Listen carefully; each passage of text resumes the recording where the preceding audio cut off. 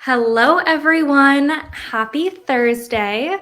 Welcome to our quarterly webinar series, Whale Watching.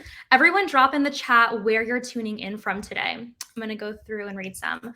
I'm based in Orlando, Florida. The sun is shining today. It's so nice outside. So probably after our webinar, I'll do some work outside because it's so beautiful. Let's see where we have some other people joining us from. We have Atlanta, Toronto, Mexico. Ooh, nice. I wish I was in Mexico right now. London, New Jersey, Argentina. I grew up in New Jersey. Brazil, Ukraine. We have people joining from all over. I love this. Welcome, welcome, everyone. Okay, cool. So before we dive in, let's quickly go over what whale watching is and why you should continue to tune into our series. So whale watching is a masterclass series where we have D2C leaders join us and leading Shopify tech partners and brands come together to share tactical tips and strategies on what's working, what's not working, and how brands can scale in 2023 and onward. For today's speaker lineup, you'll be hearing from myself on behalf of Triple Whale, Manana from Incense, Jeremy from Ad Quadrant, Matt from Square Dance, and Rishabh from Format Commerce. This is a star lineup, you guys. We have some amazing experts working hand in hand with brands every day, so I'm really excited that they're joining us today. And with that said, a lot of y'all tuning in are also experts in this space, so if you hear something that you agree with or you remember something really cool that your brand did, drop that in the chat. Community is so important in this industry, so let's all share our ideas together so we can help one another grow. So now that we've chatted about what whale watching is, let's dive right in. Let's get into the good stuff. So I'm going to be kicking off today's session by talking about top influencer marketing trends that we're seeing in 2023. So before we get into the presentation, here's a little bit about me if you haven't tuned into a previous episode before, because who am I and why should you care about what I have to say? So hello, everyone. I'm Mia Bobak. I'm based in Orlando, Florida, where I live with my wife and our two cats, Lily and Dylan. I'm a proud cat mama. I've been in the partnerships and e-commerce space for over 4 years now. For my e-com and brand experience, I used to work at Heels, which is a subsidiary brand to L'Oreal, and I also managed partnerships for a startup fitness brand. After working on the brand side for a while, I really wanted to explore tech. So I worked at some tech startups, and I actually used to work at Gorgeous. Then fast forward to today, I'm now the head of tech partnerships here at Triple Whale. And lastly, I cannot stress this enough. I have a ton of admiration and respect for all of you founders, owners, and operators. It is not easy to build a brand, especially in this current climate. And I learn so much from all of you every single day, which is why I love what I do.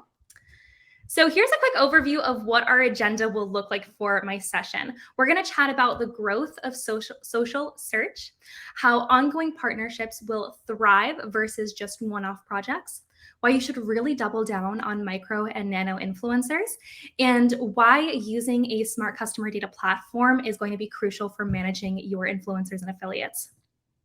So I want to start off just by giving a very brief background on what Triple Whale is so you can get an idea of how I'm approaching this conversation. Triple Whale is the central source of truth for e-commerce brands. We work with over 6,000 e-com brands like Third Love, True Classic Teas, and Feastables, to name a few. We have a very deep integration with Shopify, and we integrate with all of your fave marketing tools so you can see really digestible and aggregated data about your Shopify store all in one place. Community is also a really big part of Triple Whale's ethos. So here you can see some of the amazing brands part of our community like Olipop, Doe Lashes, Obvi, CrossNet, and so many more. Okay, so now let's get into the trends. So trend number 1, the growth of social search. So I don't know about you guys, but I'm literally always using TikTok or Instagram, mainly TikTok as like my primary search engine.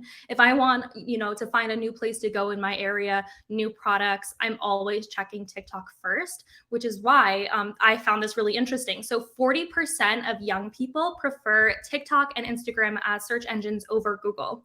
And I also think it's because this offers more of a engaging and personalized experience, right? Like you're hearing from real people versus like reading a top 10 list or trying to find, trying to shuffle through everything and find something that's reliable. So social search also allows people to surface relevant content more effectively. So someone looking for book recommendations or recipe ideas. I literally just used TikTok like last week trying to find a new restaurant that opened in the area. So I love social search. Drop in the chat if you also do the same thing. Trend number 2, ongoing partnerships will thrive instead of one-off projects. And I love this trend because as someone in the partnership space, I couldn't agree more.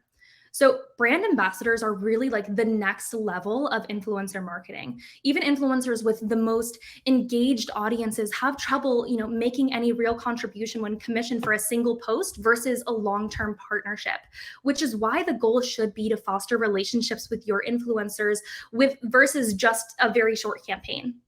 Also, when you're creating these long-term partnerships, you're more likely to definitely see a higher ROI because your product will constantly be aligned with those influencers. They'll become part of your brand versus a one-off post that doesn't hold a ton of trust. When consumers are seeing your product consistently on their feeds and used by their favorite influencers, it will lead to that sense of like, okay, I should give this product a try versus just seeing it once and like scrolling right past it. Trend number 3, also one of my favorite trends, double down on nano and micro influencers. So if anyone doesn't know, nano and micro influencers are influencers that have between 1,000 and 10,000 followers. And this may not seem like a lot compared to, some influencers with hundreds of thousands or millions of followers, but these creators are actually a gold mine for brands. They typically have a higher engaged community because it's a smaller audience and it's a little bit more intimate, right? These creators are fostering close relationships with these smaller niche audiences. Brands are really doubling down on these creators because their product recommendations seem a little bit more authentic versus someone with millions of followers posting a one-off ad that's clearly paid for and doesn't hold as much weight. So consumers that are part of these, smaller creators communities trust these creators for their expertise, product reviews, and service recommendations because they're so niche. Actually, a prime example is I follow a small creator who only posts about LGBTQ book recommendations, and that's it. And I also follow a creator with hundreds of thousands of followers who posts about all kinds of book genres. So when each of these creators post about a new monthly book subscription, I know for a fact that I'm more likely to purchase it based on the smaller creators' reviews because they're a creator whose recommendations I always love due to their niche. And I love all of the LGBTQ books that they recommend. So I know whatever product they talk about, I'll love it. Whereas the larger creator who loves and reviews all genres that I may not be into, I'm not as trustworthy of their review because it's so broad, right? So this is why creating long-term partnerships, especially with these smaller niche creators, is gold and a rising trend this year and onwards. And onto our last trend, using a smart customer data platform to manage influencers and affiliates. So data is so important, and making data-backed decisions is what's going to help your brand thrive. Using a smart customer data platform like Triple Whale in this case will help you track, manage, and analyze all of your influencers and affiliates across every platform. So you can connect every touch point, deal, and post to your roster of influencers and affiliates within Triple Whale. You can combine discount codes, Triple Pixel, which is our attribution tool, and our post-purchase survey to know where exactly your customers are coming from and how they heard about your brand. Then based on where your customers came from or what actions they've taken with your brand, you can segment them in Triple Whale and target those customers or prospects with relevant personalized ads to increase your AOV, LTV, and revenue. And that is it for my session. I know that was a lot, but we went through all these main trends, and I feel like this is a good way for us to set the stage for all of our other experts who are really going to dive in and get really granular with things. So I hope you enjoyed this. And if you're interested in learning more about Triple Whale or how we can help you make data-backed decisions for your brand, feel free to reach out to me at mia@triplewhale.com, or you can scan that QR code and use code MIA15 to get 15% off of Triple Whale. I'll be answering questions in the chat, but we're going to keep things rolling with our next speaker to join us. Let's welcome Manana joining us from Incense. Hi there. Hi, Manana. How are you, love? Wait a second. Yeah, well, you go ahead and get that pulled up. I'm going to go ahead and introduce your bio. So everyone, Manana was employee number 7 at Incense. And Incense is an all-in-one platform to collaborate with creators for UGC, organic posting, and whitelisted ads, practically built marketing, sales, customer success, operations, and managed service teams from the ground up. She led the growth from 10 to 1,400 brands, and she's passionate about bringing the right people together and building high performing cross-functional multicultural remote teams, which I love so much. So Manana, how are you? How's your day been so far? It's good. It's good. Full of meetings. Yes. Going great. Thank you for the intro, and thank you for everyone to join the webinar. I really hope it will be useful, even though it's just 15 minutes. I try to put the most practical insights possible. And I'm also observing, I've also checked the participants, and I see a few of our customers. So saying hi to the customers of Incense as well. Thank you for joining. So I will be a little bit about me, because Mia, you introduced basically perfectly. I would just add that I live in Colombia right now after traveling all over the world. And I'm also a mama, but I'm mama of two girls and two cats as well as Mia. And right now I'm managing a pretty big team at Incense, cross-functional and remote and very multicultural, which is a very big passion of mine. And I would love to, chat about this as well, whoever is interested in this. A little bit about Incense. We are focusing on the e-commerce brands, and we are a solution to manage creators for the UGC sourcing and for all types of influencer marketing campaign to eventually make creators a part of your marketing strategy and drive revenue. We are working with over 1,400 brands at the moment, and we have a community of pretty big community of the creators. The ones that are focusing on the UGC, and the other one are we are calling them micro-influencers.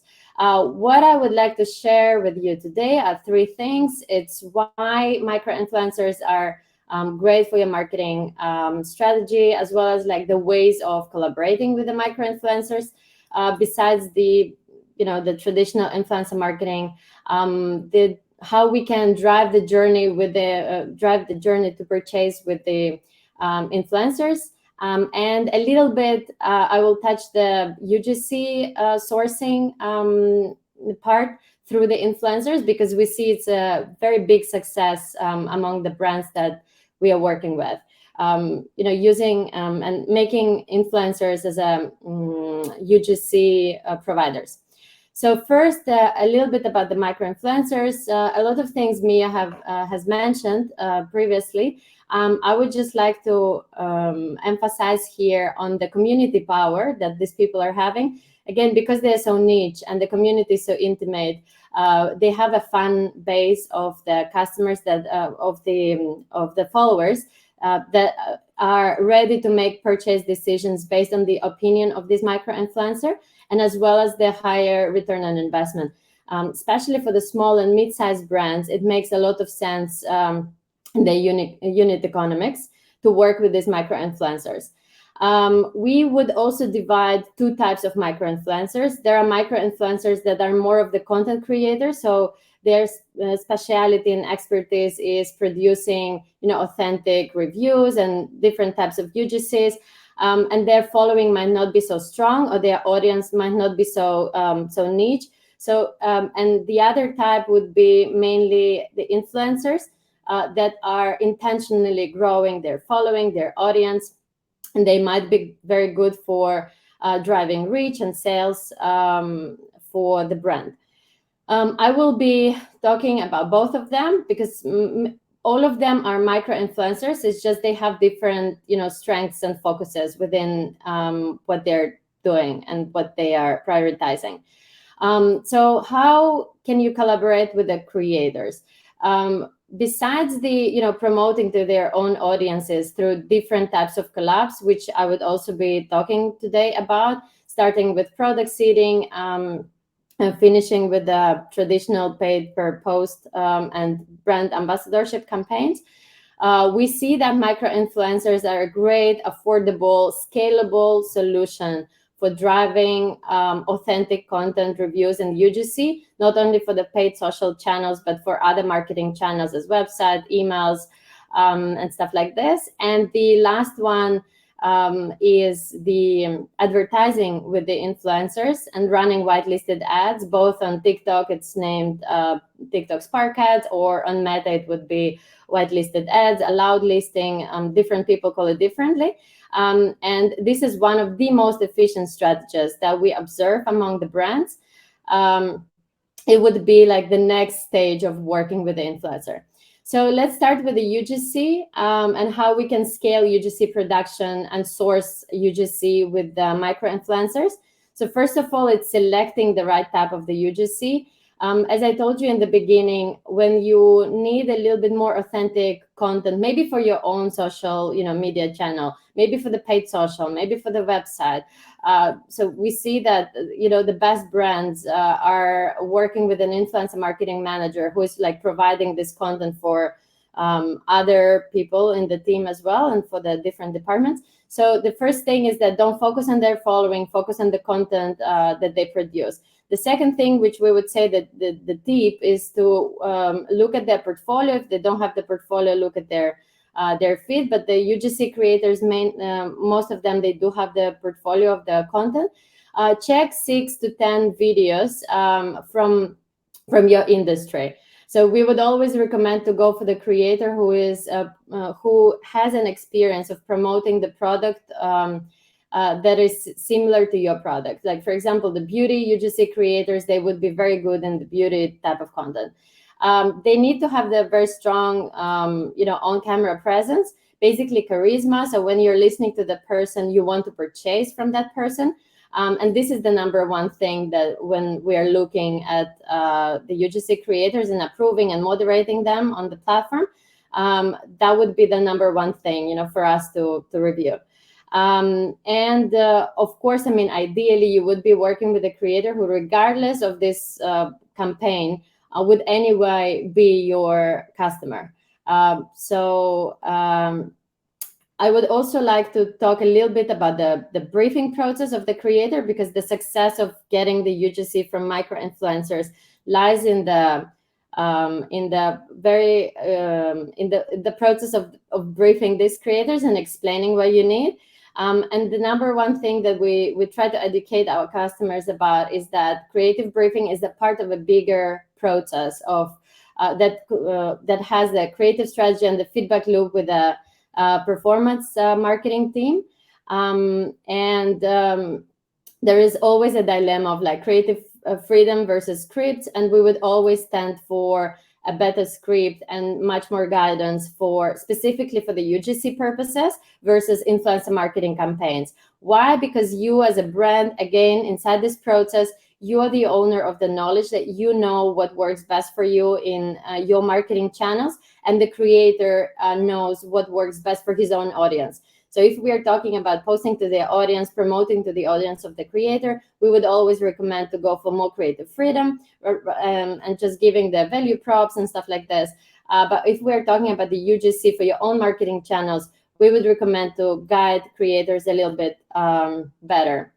Yeah, and we always say the better the brief, the better the outcome is. Here's a little bit of the sections that we normally use to brief the creators for the UGC purposes, or for whatever content which you need for your own channels.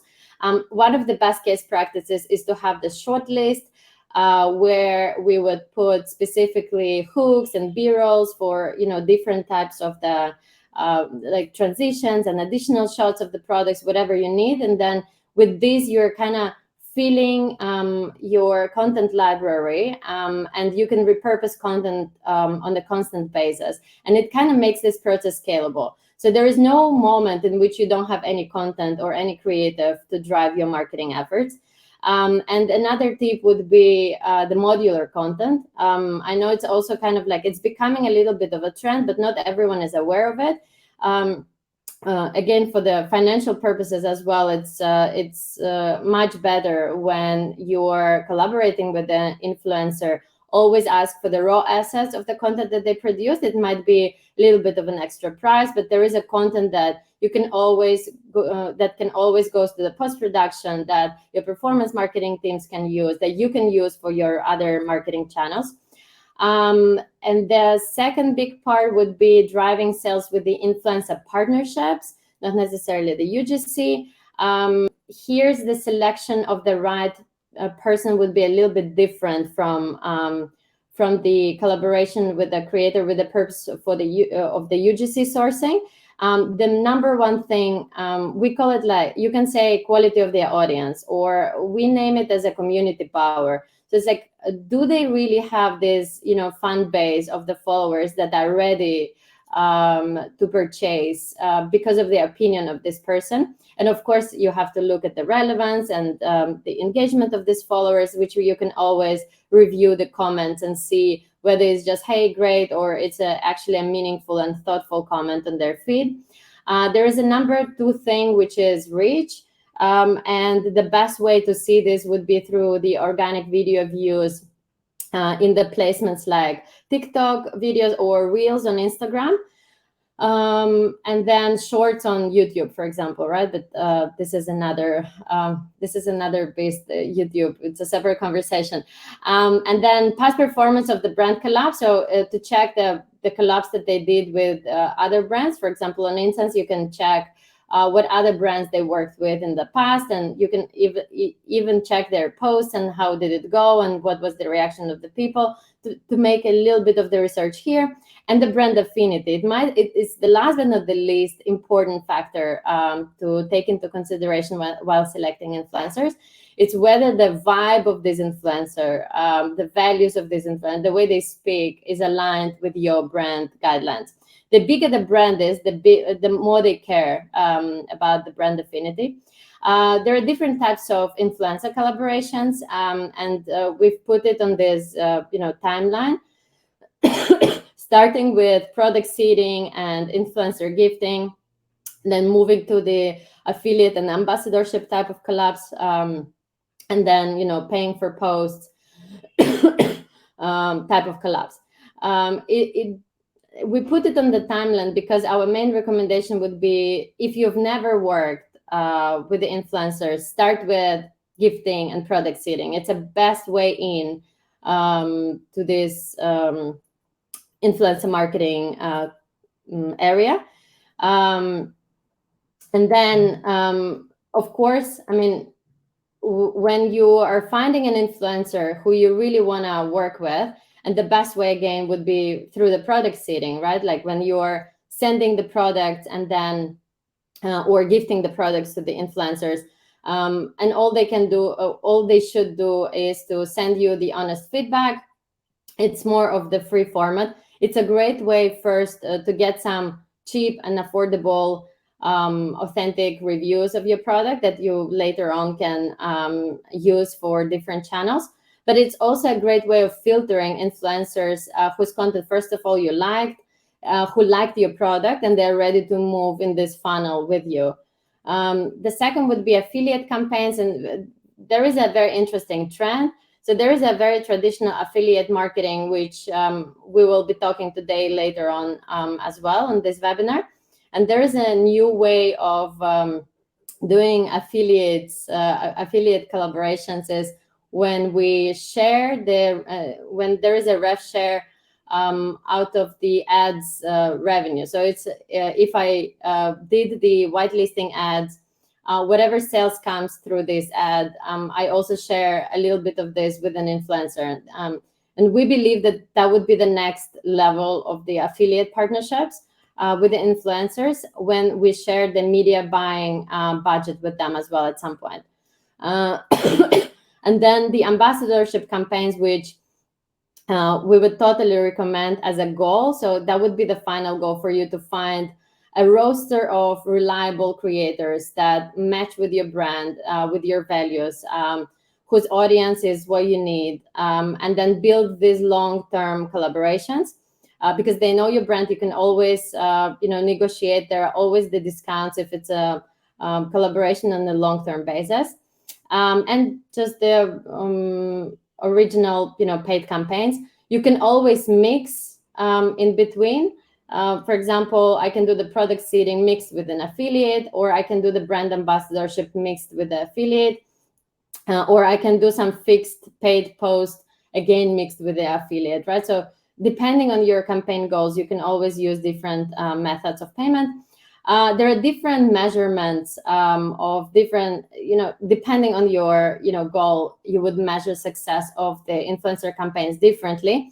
But I think we cannot emphasize enough that selling through just one post, and if you have this expectation, it's a wrong expectation. It might happen, it might not happen.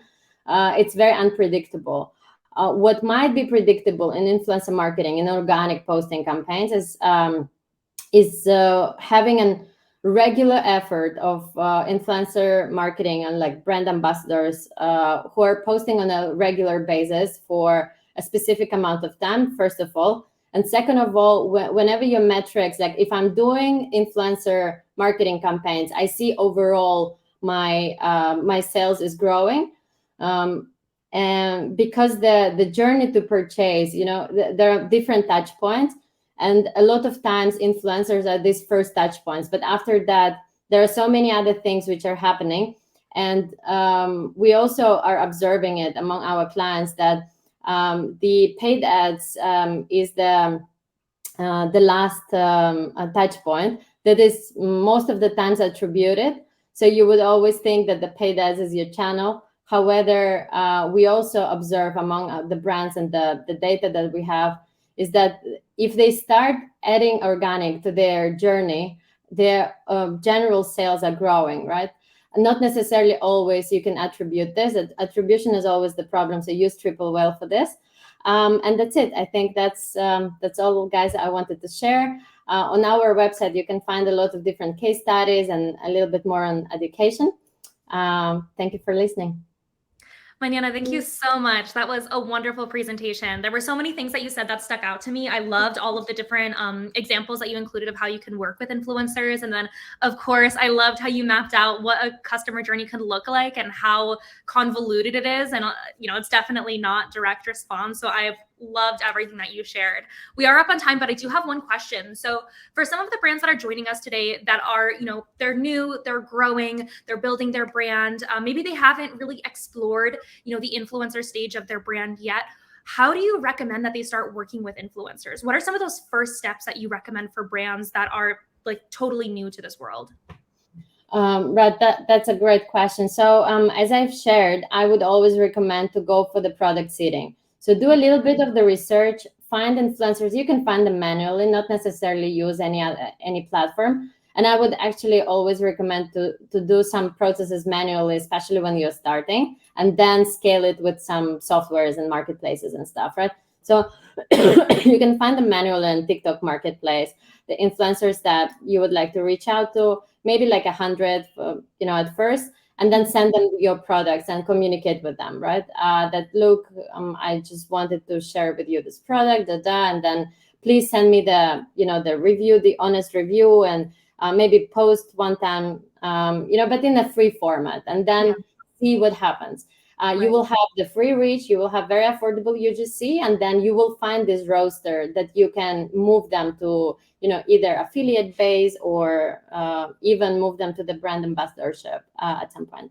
Yeah, definitely. I've been hearing from a lot of brands in the space that product seeding has actually been like super, super successful for them. I've been hearing it pop up more and more. So I couldn't agree more. Product seeding is definitely the way to go for sure. But thank you so much for joining us, Mariana. It was such a pleasure having you, and we'll chat soon. Bye. Okay, everyone, we're going to keep it rolling. So next up, we have Jeremy joining us from Ad Quadrant. So Jeremy, come on up. Hello, how are you? I am doing well. Better now that I get to speak with you all. Beautiful. Yes, I love to hear it. Jeremy, go ahead and pull up your screen. I'm going to go ahead and read off your bio. Perfect. So everyone, Jeremy is the Director of Client Strategy at Ad Quadrant. He has been with AdQ for 6 years and has been in the marketing industry for just about 15 years, and he lives in Las Vegas. His fun fact is that he is a coach at heart, whether at work or at home. He's coached 4 different sport teams for his sons, and it's a great excuse to be the loudest parent at all the games. I love that. Amazing. Amazing. Well, with that said, Jeremy, I'll go ahead and pass it over to you. Go ahead and take it away. All right, perfect. Thank you so much. It's a pleasure to speak with you all. I can tell you right now, I'm super passionate about understanding what a target audience needs, what drives them, and really putting products and services in front of them that will improve their lives. Like that's what we geek out about all the time. So today I'm going to talk to you about the power of creators, right? And let's get right into it. First and foremost, I got to show you my heart, right? So I'm Jeremy Finisher, Director of Client Strategy. This is my amazing family, my 2 sons and my wonderful wife, Maya. You're going to get to know how we do what we do in terms of leveraging influencers and a bit about me and what I do as well. So before we get into it, I want to give you a little context, right? I want to give you some insight into our perspective and how we think about things and to kind of answer that question, why should you listen to us in the first place, right? We've worked with a wide array of amazing brands, disruptor brands, and we really take a consultative approach. We want to understand the goals, the challenges, and the opportunities of a direct-to-consumer brand. And that might mean influencer, might mean paid media, it might mean a number of things. And we're really trying to understand where you want to go and map out how you get there. Here's some examples. You might recognize some of the names there, but these are the types of brands that we've worked with and we continue to work with to grow. And most of our brands that we work with have been with us for multiple years, right? And we really take that consultative approach. At Ad Quadrant, we really focus on business strategy first, understanding the nuts and bolts of a brand's business. We then turn that into a media buying execution, right? How do we acquire customers profitably?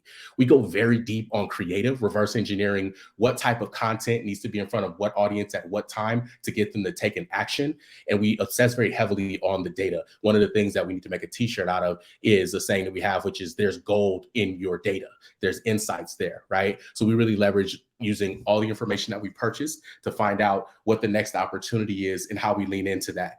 And we work with some amazing partners, right? We're really good at what we do, but we also have a network of partners that have thought really long and really hard about the problems and opportunities of a given brand and created beautiful solutions that work consistently. We bring all of that together to help the brands that we work with grow.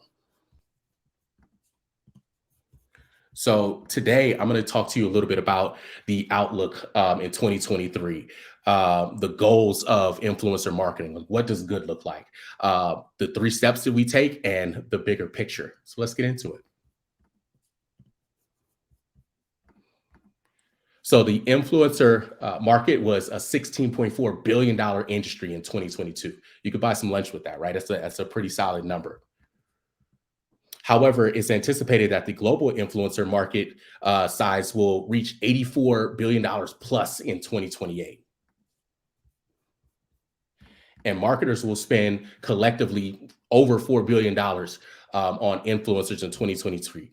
As popularity, demand, and marketing spend increases for influencer marketing, it's important to pay attention to these influencing marketing trends for 2023. So you're focusing your attention and your ad dollars on the right things at the right times to produce the right outcomes.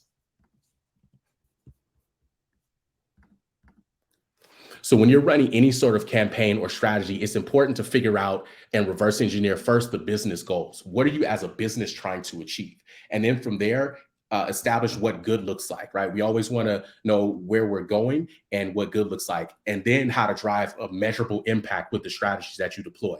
It's easy to see increasing engagement numbers, but we really want to reverse engineer how is that impacting the bottom line and how do we consistently replicate those results and double down on where we're seeing success. So let's talk about how we do it. So we break the influencer world out into kind of 3 steps. We utilize, we transform, and we optimize.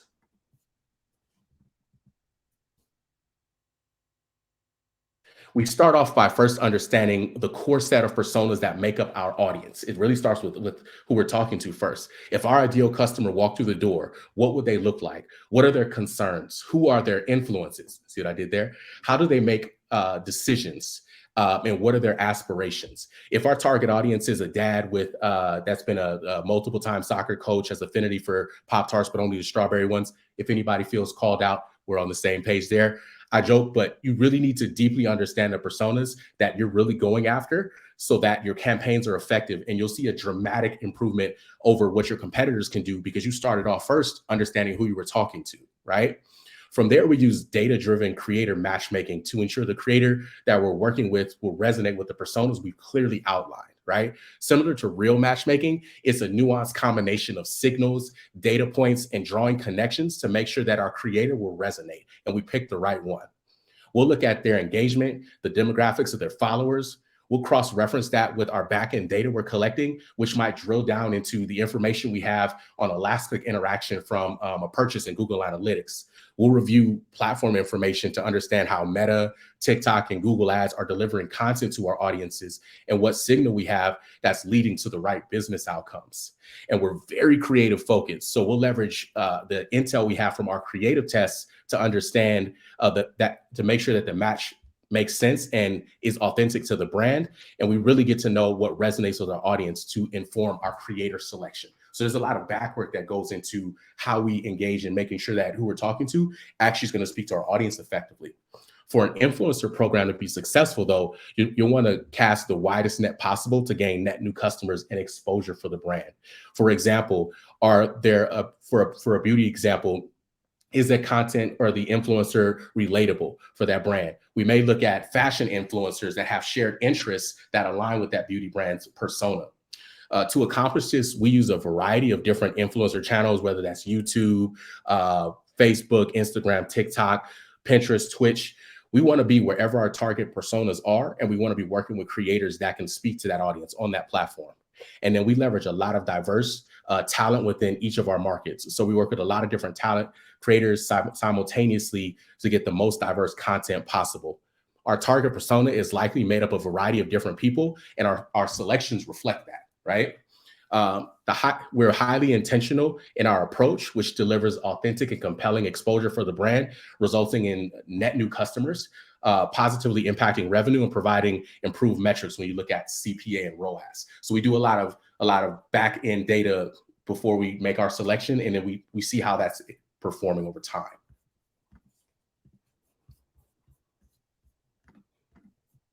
Now, looking into transforming, this involves creating and launching campaigns in platform, working with influencers who are experts on their platform where they are most active. I can't overemphasize the impact having an authentic creative makes on the performance of campaigns.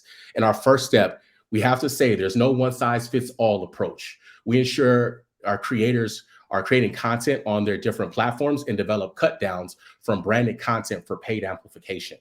In step 2, we run the cut downs, targeting all devices across paid search, paid social, making sure that we own the rights to the influencer's content, which allows us to better manage campaigns and performance and help achieve lift even after that initial engagement. You want to be able to take what the content you've produced and you've purchased and continue on to drive those outcomes.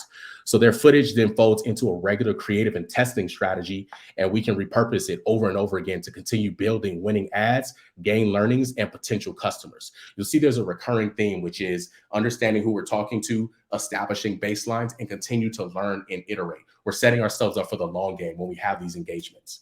And in step 3, depending on the campaign and goals, we also integrate with Shopify so that customers can buy directly from creators when they're exposed to creators' content. There's a nuance there, which is being closely connected with the creator, being able to believe and have that trust that comes from getting the content from them, and then making it a frictionless and easy process to purchase as soon as you have that urge to do so. So leveraging technologies like that are ways that you can make that happen, and you want to watch out for those things. How do you make it easier for your customer to purchase? How do you make sure that they have the highest affinity and the highest trust possible? And how do you make that replicatable and repeatable over time?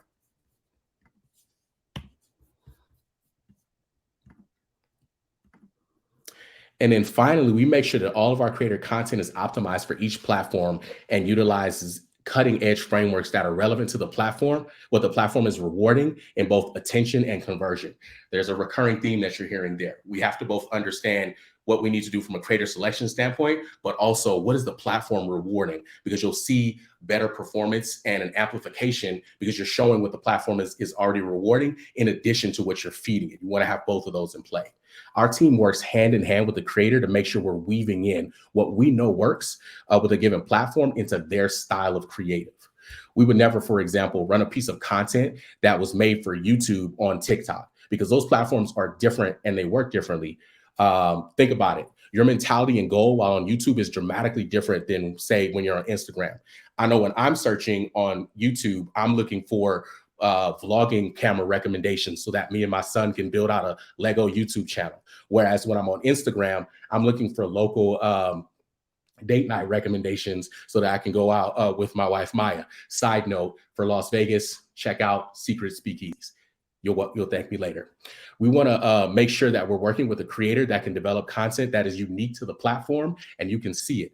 And then, of course, we measure the full impact of that engagement across the funnel with solutions like Triple Whale that help us understand that click-based journey of customers, what they bought, while also keeping track of the profit and the marketing efficiency ratio at the forefront of our optimizations. You know, the things that pay the bills and keep the lights on. Did we make money or not, right? This helps us optimize for future engagements with creators and better understands what's really resonating with our audience.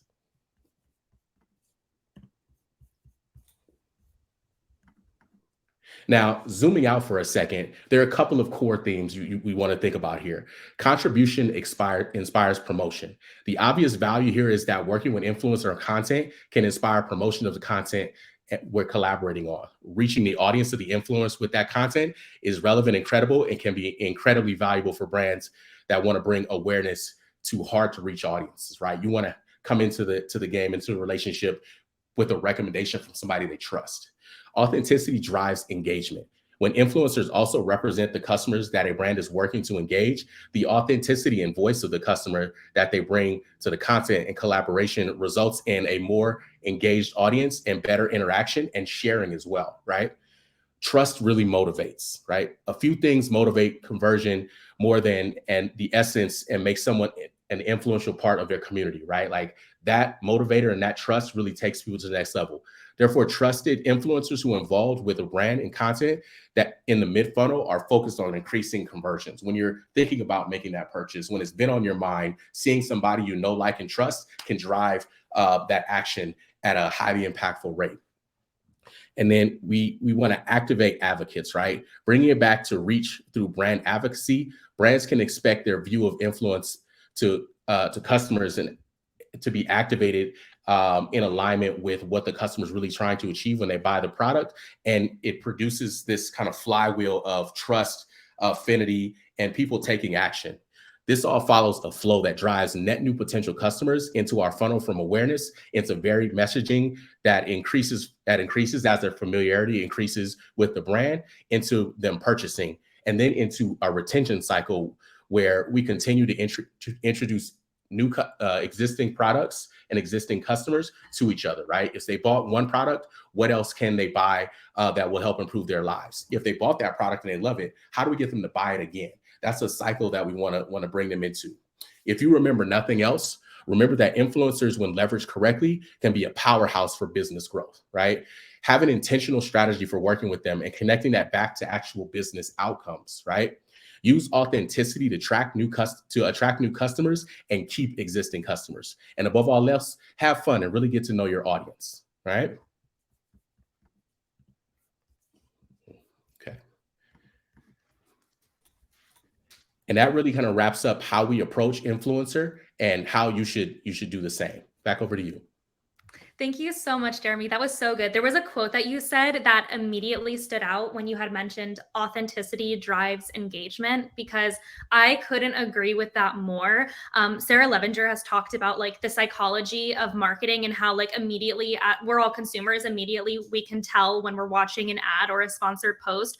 So when a creator is being really authentic about what they're talking about or what they're sharing, like it just feels so much more engaging and you feel like so much more trustworthy about the product that they're talking about. So I love that quote that you mentioned. Before I let you go, I do have a question for you. So I want to provide some examples for our folks who are tuning in. So where have you seen influencer marketing be really successful in this space? Or are there any brands that have really stood out to you who are just like nailing it on the head of doing amazing influencer campaigns?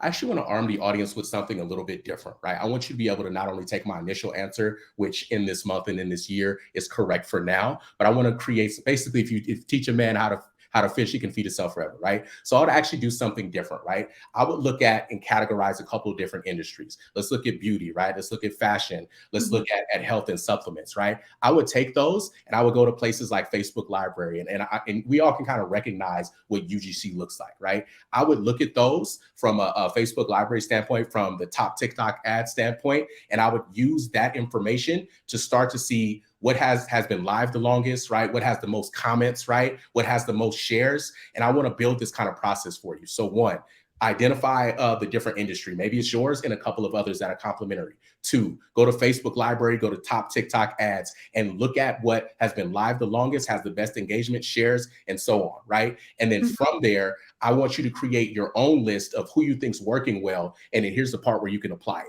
Replicate what you think's working in a way that makes sense for your brand and see how that's performing. I'm gonna give you a little secret on that. That is exactly what we do, right? In addition to understanding our current customer base and our current audience, we actually look at competitors as well to find those insights. So I'm gonna flip that question a little bit, take those steps that I've provided and create your own list of what you think's working. And if you do that monthly, you'll be ahead of your competitors.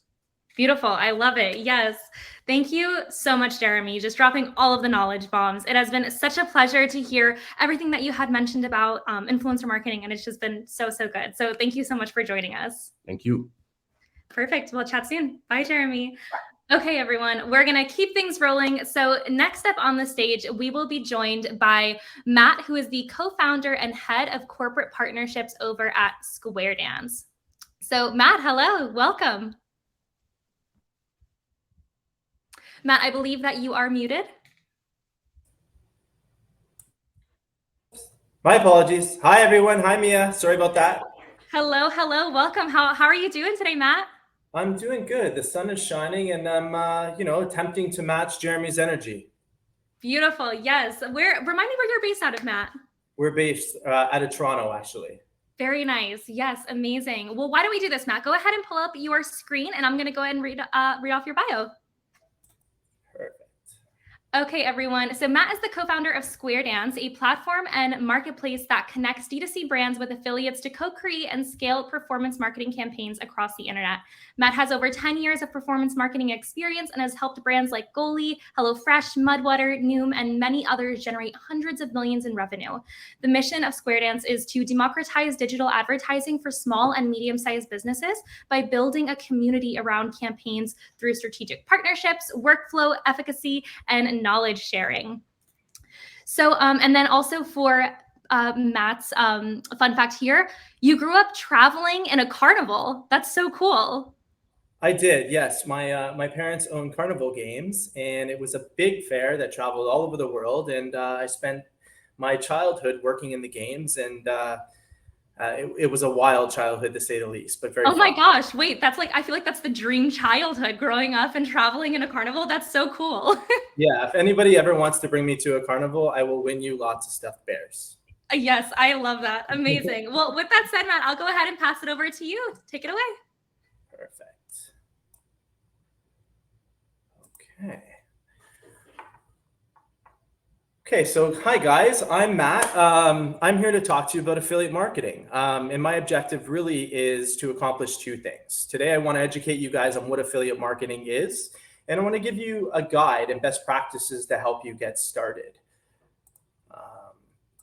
Sorry, just 1 second. I'm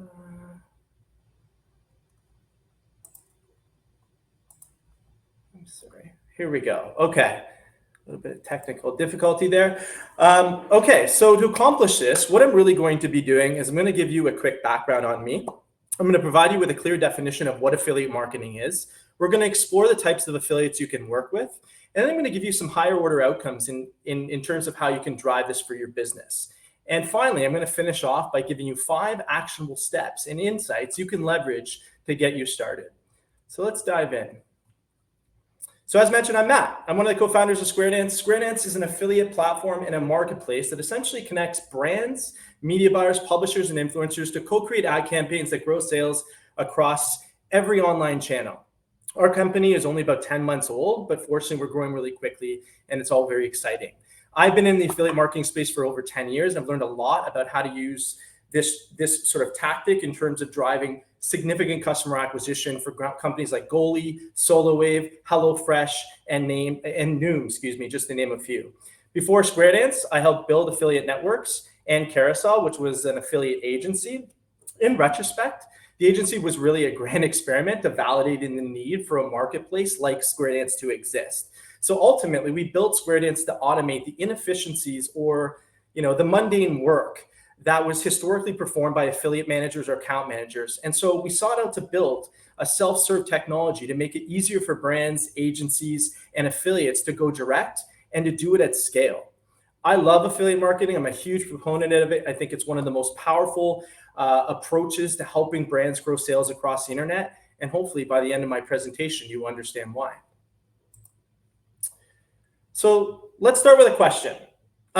Just imagine if there was a way to easily and inexpensively build a super team of customer acquisition specialists. Well, you're in luck. It exists. It's affiliate marketing. This is what it's all about. That's the purpose. But it's important to note that affiliate marketing is not a channel. Many people make that mistake. The fact is that affiliate marketing is actually an approach. And what makes the approach so compelling is really twofold. One, you get access to an infinite amount of marketing talent. You can work with affiliates in any marketing channel, from paid media buyers to publishers, content sites, influencers, brand ambassadors, and so on. Why is affiliate marketing? And this is why really affiliate marketing isn't a channel. Affiliates can essentially help you grow your business in any channel that they have expertise in. And you can choose which ones you want to work with or not.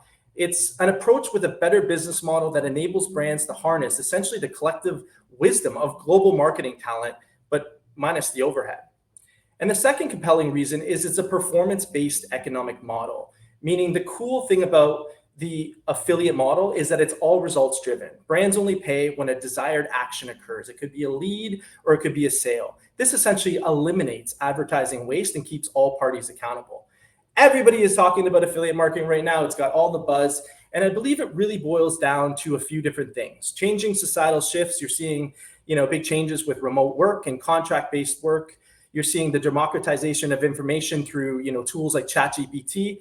And really, quite frankly, there's more ad platforms than ever to advertise on than ever before. So these dynamics and many others are really sort of accelerating the adoption of affiliate across our industry. So now let's dive into the types of affiliates you can work with. The first one is publishers. These include blogs, listicles, review sites, and newsletters. They can range from large publishers, often referred to as commerce content like BuzzFeed, Birdie, Forbes, etc., to smaller review sites or blogs, many that you haven't heard of, but still a very powerful channel at scale when you're working with a lot of them. So getting your products and featured in as many of these publications as possible can drive really consistent sales volume at modest payouts. Next up, influencers, creators, ambassadors. This is a category my co-presenters are talking extensively about today. The takeaway here for me is this channel continues to grow rapidly, and innovative new tools around personalized storefronts or distributed commerce, tech, and tooling are making the channel even more impactful. Next, coupon loyalty cashback. Controversial type, I get it, no doubt. Coupon traffic gets a bad rap because it attracts lower quality customers. And many feel that this traffic source steals attribution from higher top of funnel sources like your paid media or your PR. I refer to them as cookie monsters, but at the end of the day, my philosophy is really simple. Traffic is traffic, and the only thing that really matters is what you paid for it. This brings me to the last type, media buyers. It still shocks me that brands don't understand that there's this massive ecosystem of contract-based media buyers that work under an affiliate model. This type of affiliate will spend their own budgets using their own ad accounts to promote your products. And as long as their CAC in the channel that they're buying is less than the fixed payout you're offering, they will scale these budgets and drive significant sales for your business. This is one of the largest types of affiliates we have at Square Dance. You can almost think of it as like paid arbitrage. So why spend time and resources, recruiting and managing these different types of affiliates? What's the ROI, and is the juice really worth the squeeze? The short answer is absolutely, and it really comes down to 4 reasons.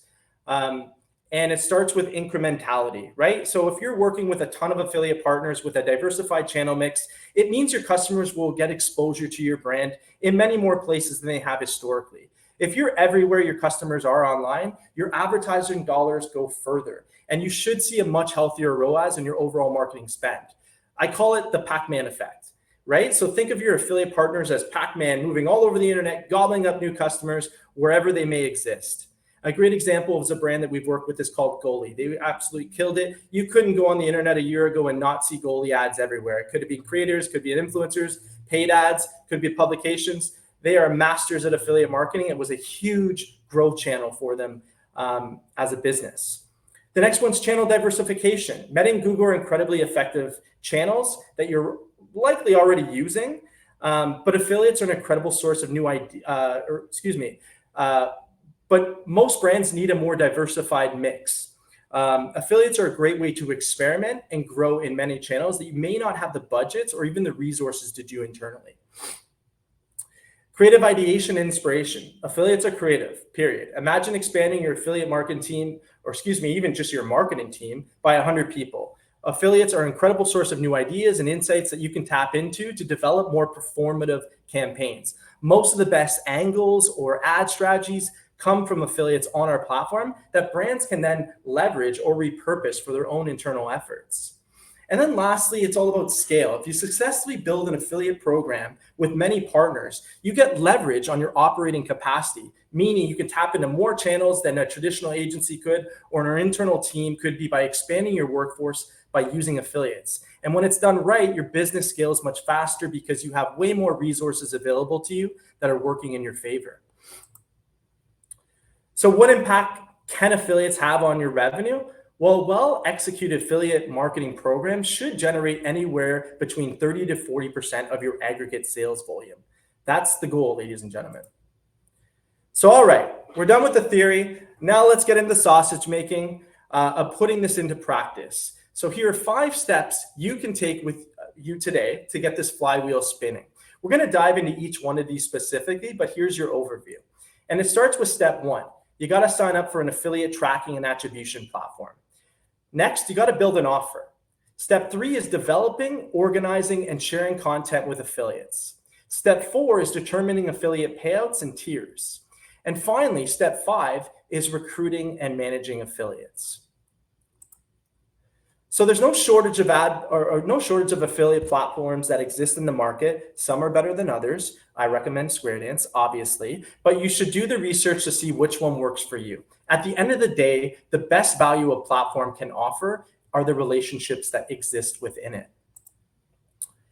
Building an offer. Competitive affiliate payouts and how well your offers convert are the 2 most important value props to an affiliate. I'm going to say that again. Competitive affiliate payouts and how well your offers convert are the 2 most important value props to an affiliate. The best way to improve conversion rates is to build conversion-focused funnels or landing pages that are differentiated by angle strategy, unique bundling, or even pricing or different types of models. The best brands will create strong offers using discounts or free gifts with purchases or any other incentives. Brands use tools like Replo to build landing pages quickly and inexpensively and give them to affiliates for testing and scale.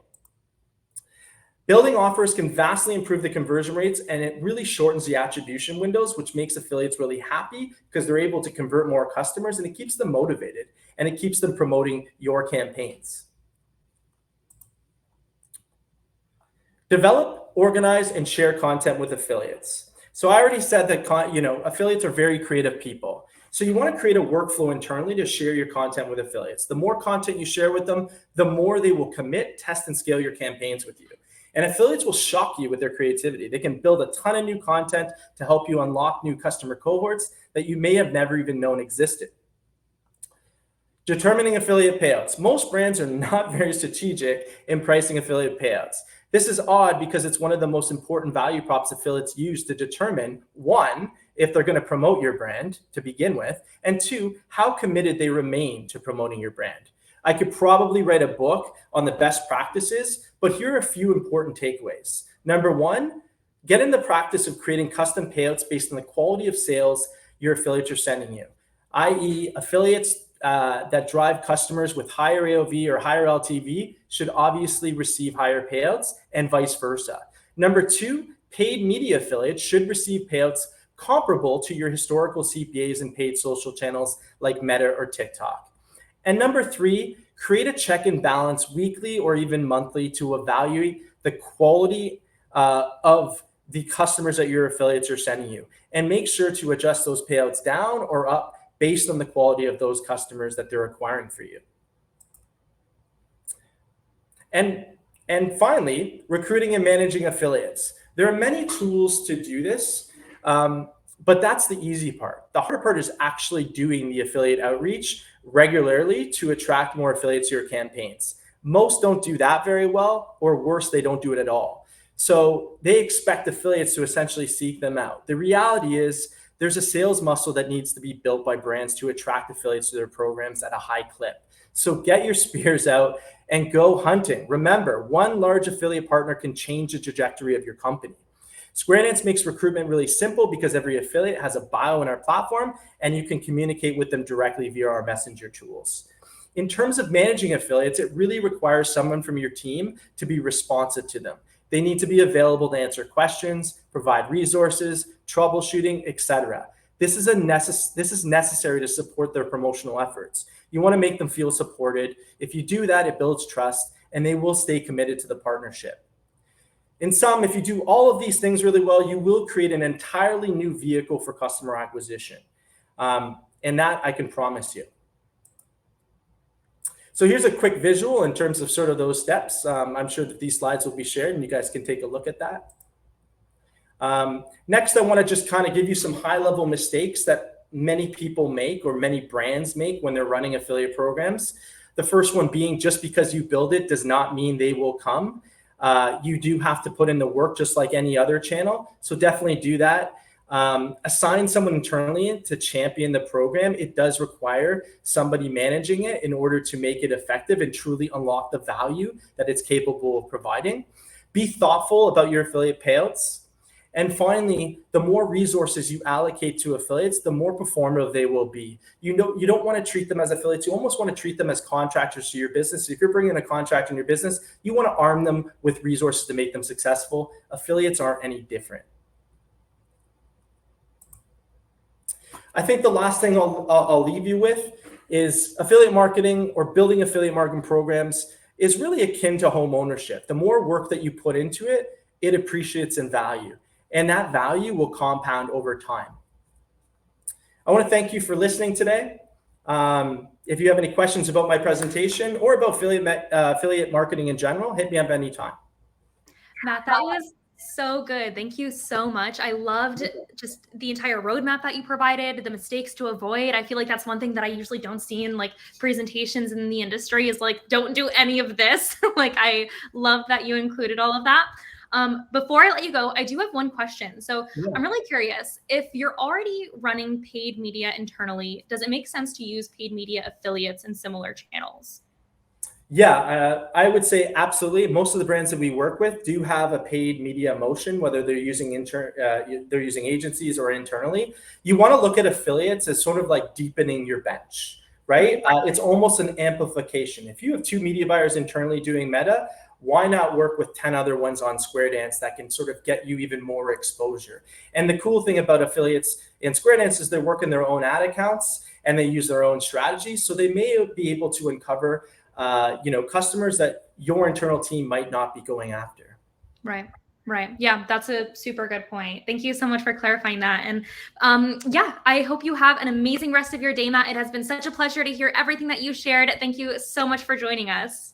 Thank you so much, guys. And thank you for listening and taking the time.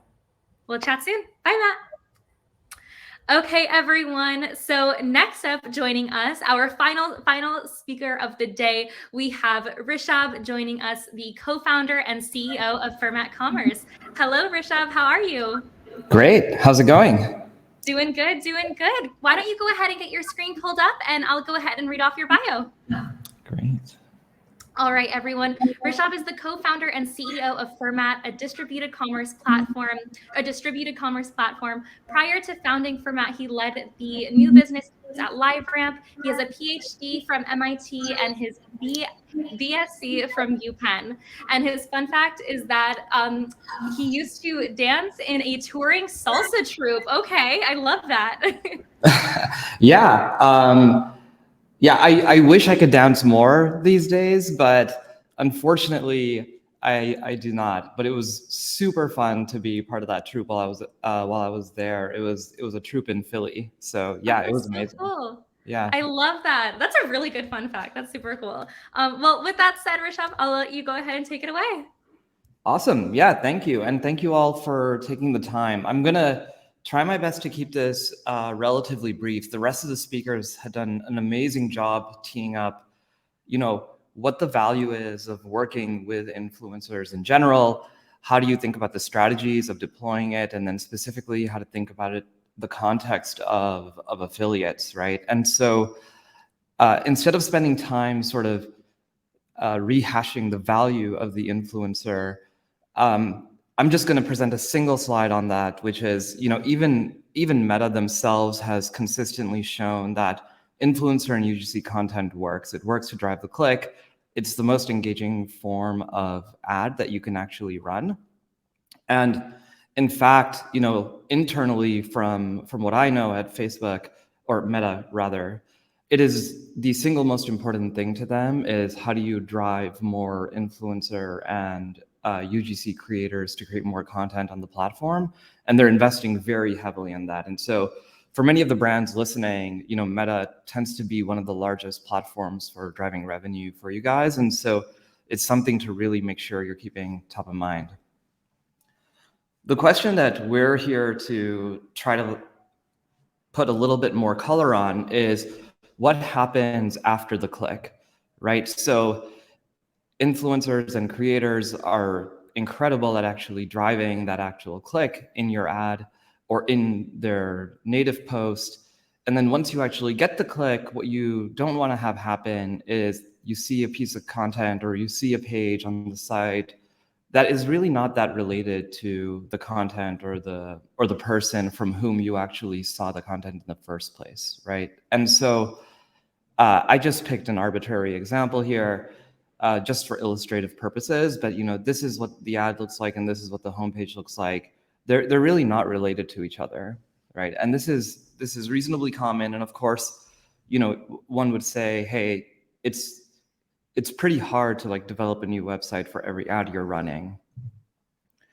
But actually this tracking issue of what happens post-click is probably one of the most important things that we need to be thinking about right now. And it has become especially more important, and the Triple Whale team knows this very well, ever since Apple introduced its change saying you need to ask for explicit permission to track a user once they in your app, right? So if they opt out, you can no longer track the user. This is why, many of our customers too, they just see data in the Facebook UI that does not agree with what they're even seeing in their own Shopify backends, right? So that's a big part of the problem that Triple Whale is helping you all solve.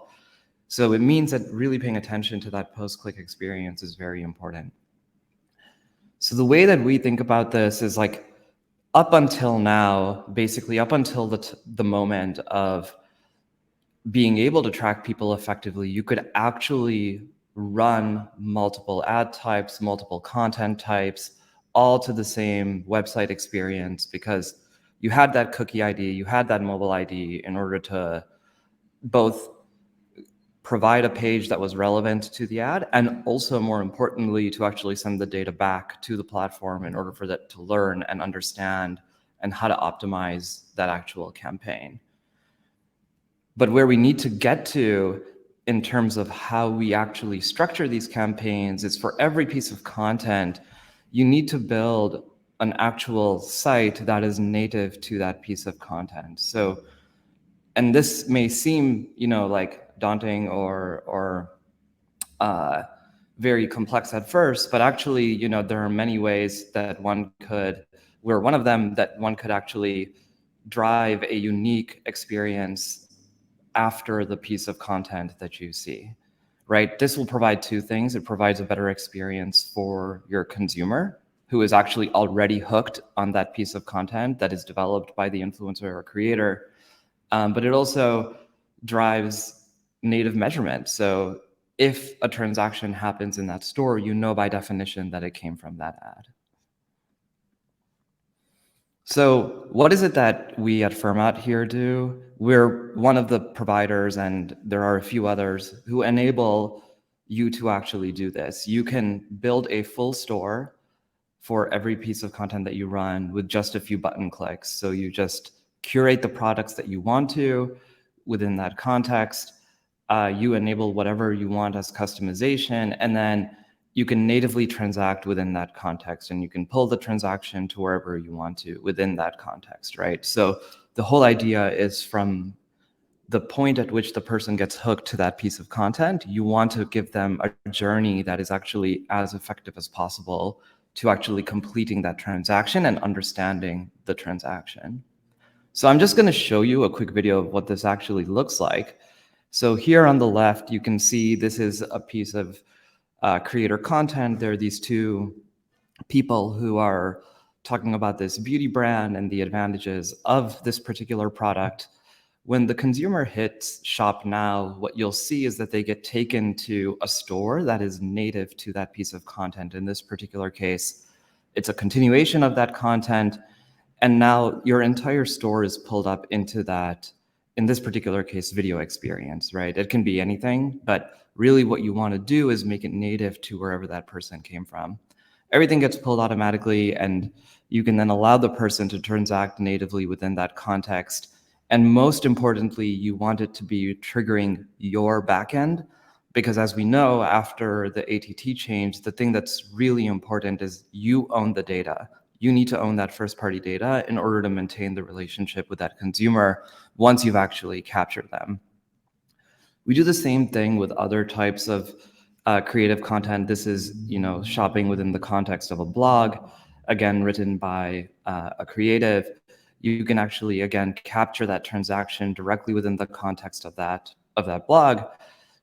You see very large increases in conversion rates when you don't have to do the redirect, because as it turns out, oftentimes these blogs written by creators is actually how people shop in the first place, right? So they're actually scrolling up and down that blog as a way to make their decision on which product to buy. And so you want to keep them in that environment where they're actually wanting to make a decision to buy and enabling that action of buying. So, I don't want to be overly salesy about this. I want to basically talk about the way of doing this, but if it's helpful, what we have seen amongst our customer base is really dramatic shifts in ROAS and CPA. So I'm actually giving like 95% numbers on the median, and on the upper end, the numbers are so large that I've now decided it's not even worth sharing because it's not even believable. So I would much rather you all try your own strategies to employ this and see how much of a lift it can actually drive in your campaigns. And really, like, the reason this works is really four things. The first is when you build a native experience, you can actually design it such that you can have ultra fast page load times, right? So you want to drive experiences that load in under a second, very snappy, keep that native feeling. You want to do content continuity. So if they're seeing a piece of content from a creator, anchor on that content and provide that native experience. You want to curate your products that are actually relevant to that piece of content that the creator is talking about. So that way it triggers the action of actually purchasing the products that the person got hooked onto in the first place, and simplify the checkout as much as you possibly can. We see this work amongst a bunch of customers who we work with, and I'm happy to share more about this at a later time. If you have any questions about this strategy, how we could be helpful, how other providers in this space could be helpful, feel free to reach out at any time. Very easy to get a hold of me. I'm just Rishabh from ecommerce. All right, that's it for me. That was so good. I love the example that you shared where it was the two folks and they were showing the skincare, and then it was such like the content continuity, I think you said is what it was called. I loved that example because you're kind of just like easing the consumer or the prospect into like exploring the products. And sometimes like it can be so jarring if you see a product and you click it and you're like redirected, and all of a sudden your flow of like scrolling on social is interrupted. So I love that example you showed. It looked super, super clean. Thanks. Yeah, I appreciate that. Yeah, the way I think about it is like, brands do a ton of creative testing, right? Different types of creative hook different types of people. And we know this intuitively, right? And influencer content is amongst the most native because that's what we're used to seeing in these platforms. And so the way I've always thought about this question is like, hey, if we know that this hook is what is pulling the person in, why don't we actually use that same hook post-click? Yeah. So it's actually, very simple. Yeah. 100%. And before I let you go, I do have a question for you. So I want to know, in your opinion, what is the best way to get leverage out of influencer content? Yeah, I mean, actually, one of the other speakers earlier said this as well, but I actually think that there's two components to driving the highest leverage. One is when you actually get them either to post natively, or if you're working with them on an on-off basis, make sure you actually have the rights to that content, so that way you can do things like cut it up and repurpose it. That gives you a lot of creative leverage. And then the second thing that I would say, and I think it was Jeremy at Ad Quadrant was talking about the whitelisted component. That's a really good way to get reach leverage, right? So as you're working with creators, the two forms of leverage I would be thinking about is how do you get as much creative leverage as possible, and then how do you get as much reach leverage as possible, and try to deploy those two techniques when you're running with creators. 100%. I love that. Well, thank you so much for your time today, Rishabh. It's been so good to hear all of your best practices, and thank you so much for joining us today. Thank you. Thank you all for having me. Yeah, we'll chat soon. Bye. Okay, guys, before I let y'all go, let me pull up my screen real quick. How is everyone enjoying everything? So really quickly, I just wanted to thank you all so much for joining today's webinar. I just have to say these presentations today were so good. Everyone was so tactical. I did want to let everyone know that the recording will be sent out afterwards. So if you missed any points, or you want to take down some more notes, or look at the slides, rewind, whatever, you'll be able to watch it again. And I hope you all have an amazing rest of your Thursday, and we'll chat soon at the next webinar. Bye.